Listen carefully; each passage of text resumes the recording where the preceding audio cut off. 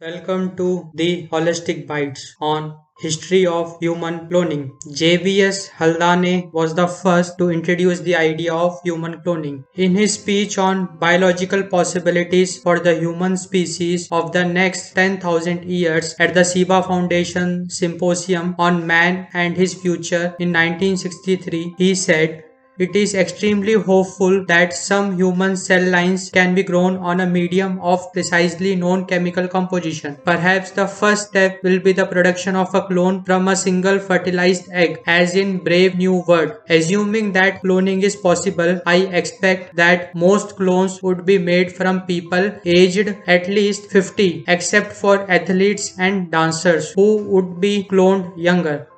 They would be made from people who were held to have excelled in a socially acceptable accomplishment."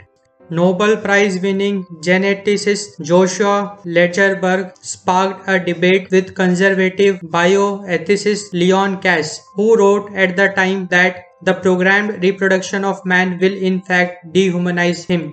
Another Nobel laureate, James D. Watson, publicized the potential and perils of cloning in his Atlantic Monthly essay Moving Toward the Clonal Man in 1971. With the cloning of a sheep known as Dolly in 1996 by somatic cell nuclear transfer, the idea of human cloning became a hot debate topic. The first hybrid human clone was created in November 1998 by Advanced Cell Technology. It was created using SCNT. A nucleus was taken from a man's leg cell and inserted into a cow's egg from which the nucleus had been removed, and the hybrid cell was cultured and developed into an embryo. The embryo was destroyed after 12 days.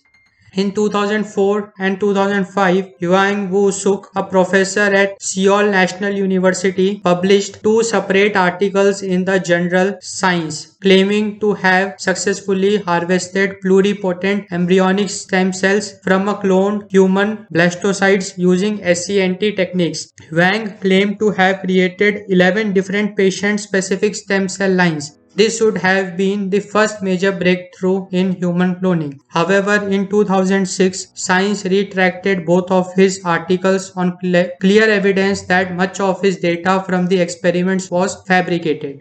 In January 2008, Dr. Andrew French and Samuel Wood of the biotechnology company Stemagen announced that they successfully created the first 5 mature human embryos using SCNT. In this case, each embryo was created by taking a nucleus from a skin cell donated by Wood and a colleague and inserting it into a human egg from which the nucleus had been removed. The embryos were developed only to the blastocyte stage, at which point they were studied in processes that destroyed them. Members of the lab said that their next set of experiments would aim to generate embryonic stem cell lines. These are the holy grail that would be useful for therapeutic or reproductive cloning.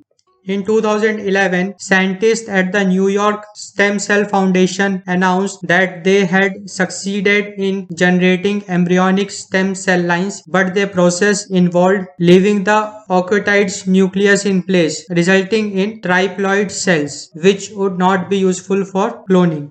In 2013, a group of scientists led by Shokrat Mitalipov published the first report of embryonic stem cells created using SCNT. In this experiment, the researchers developed a protocol for using SCNT in human cells, which differed slightly from the one used in other organisms. 4 embryonic stem cell lines from human fetal somatic cells were derived from those blastocytes. All 4 lines were derived using oocytes from the same donor, ensuring that all mitochondrial DNA inherited was identical. A year later, a team led by Robert Lanza at Advanced Cell Technology reported that they had replicated Mitalipov's result and further demonstrated the effectiveness by cloning adult cells using SCNT. In 2018, the first successful cloning of primates using SCNT was reported with the birth of 2 live female clones, crab-eating macaques named Zongzong and Wawa. Thanks for watching the Holistic Bites.